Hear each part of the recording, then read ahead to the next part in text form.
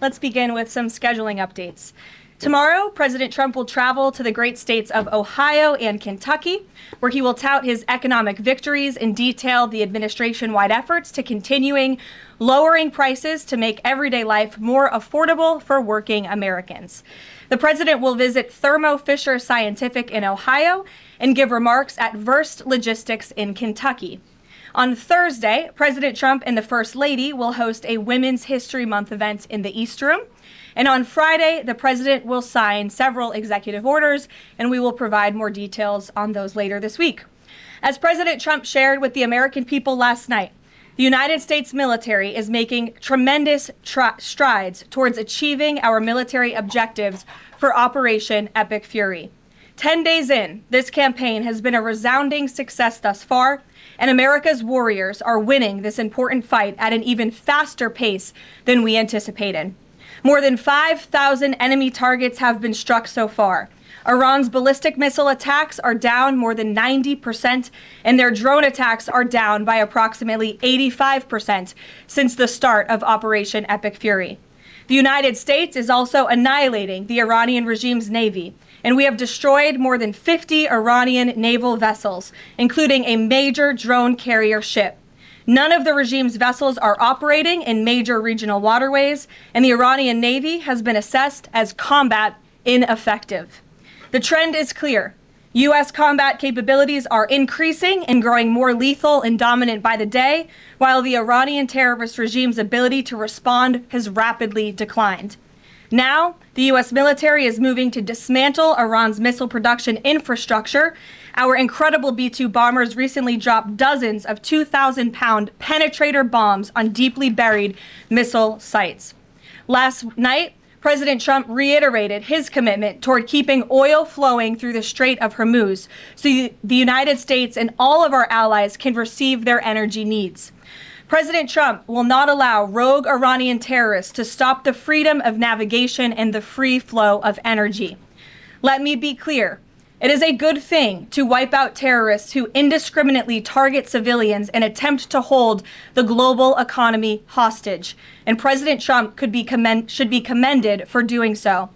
As the president made unequivocally clear to the remaining elements of this terrorist regime in his statement yesterday, if they do anything to stop the flow of oil or goods within the Strait of Hormuz, they will be hit by the world's most powerful military 20 times harder than they have been hit thus far.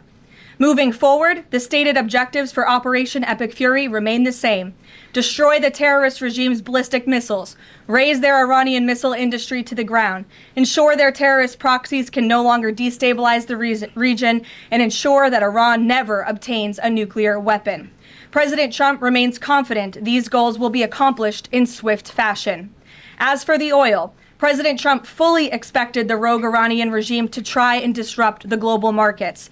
That's why President Trump and his energy team have been planning for this long before the strike and have moved quickly to address these temporary disruptions. Thus far, the Trump administration has offered political risk insurance to tankers operating in the Gulf.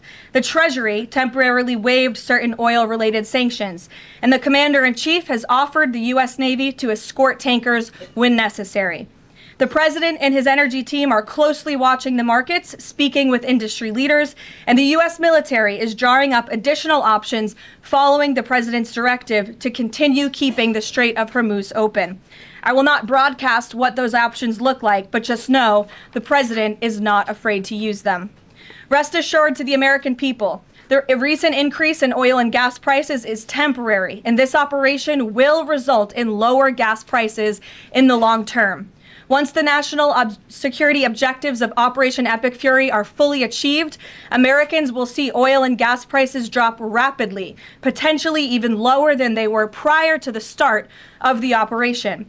And we will live in a world where Iran can no longer threaten the United States or our allies with a nuclear bomb.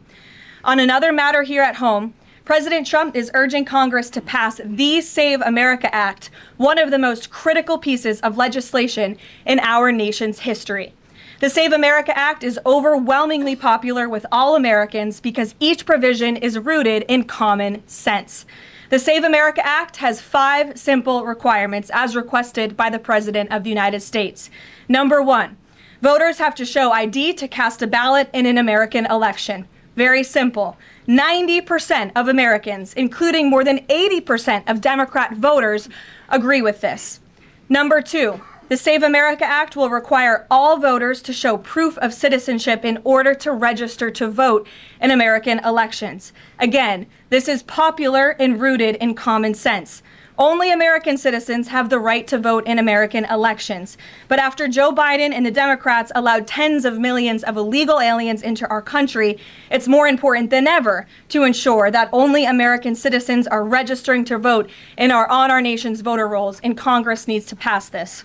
Number 3, the Save America Act abolishes the incredibly unsecure practice of universal mail-in ballots, which throw the door wide open for fraud. Importantly, the Save America Act maintains exceptions for Americans to use mail-in ballots for illness, disability, military, or travel reasons.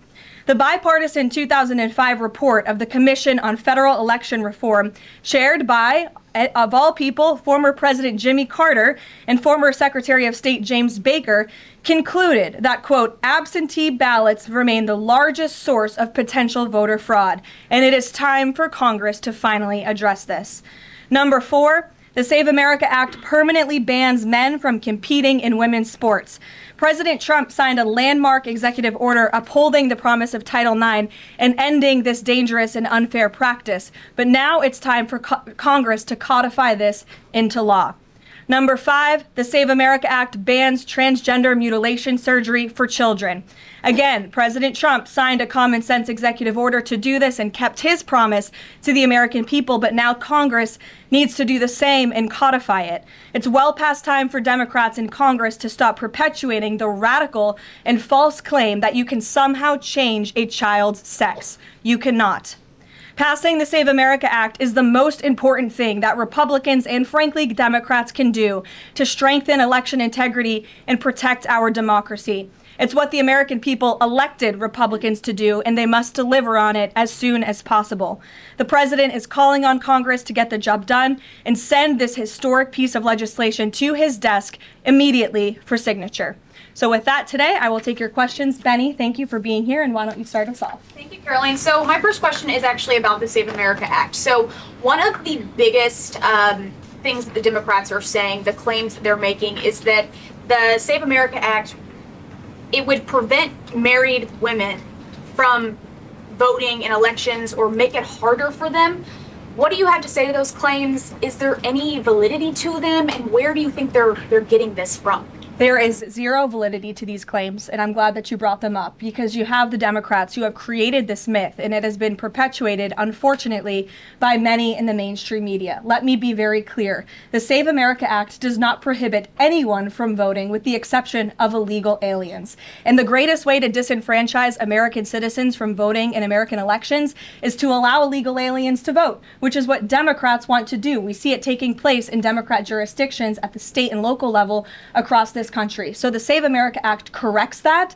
And as far as married women who have changed their name, if they're already registered to vote, they're entirely unaffected by the Save Act. And for the small fraction of individuals who have changed their name or their address, they can still register to vote. Of course, they just have to go through their state processes to update that documentation. And this is something that the American people, married women, and minorities, and people all across this country who Democrats are insultingly saying cannot do this, they're already doing it every day, going to the Social Security office, going to the DMV, and I think it's frankly insulting that the Democrats are saying that there are certain groups of people in this country who aren't smart enough to update their documentation to allow them to vote. Again, this is a huge myth, and thank you for giving me the opportunity to address it. Of course, and then just one more question about DHS. The funding issue has been 3+ weeks now. I was at the airport this morning in St. Louis, Missouri, and it was early in the morning, and one of the TSA agents, I saw her, she was kind of tearing up, she was crying, and I asked her, I was like, what's wrong? And she was like, I can't make my phone payment, I can barely make my car payment that's coming up. I think a lot in the Beltway, there's so much noise between Democrats, Republicans. It's the Democrats' fault, it's the Republicans' fault. But what is the White House's message to the American people that are struggling because they're not getting that paycheck? It's take away the politics. What do you have to say to those people? President Trump wants the Department of Homeland Security, he wants TSA, he wants FEMA, he wants the brave men and women of our United States Coast Guard to receive their paychecks, and he wants this department to be fully funded and fully reopened. And so to any American out there who is struggling without a paycheck, we know there's more than 100,000 of you across the country.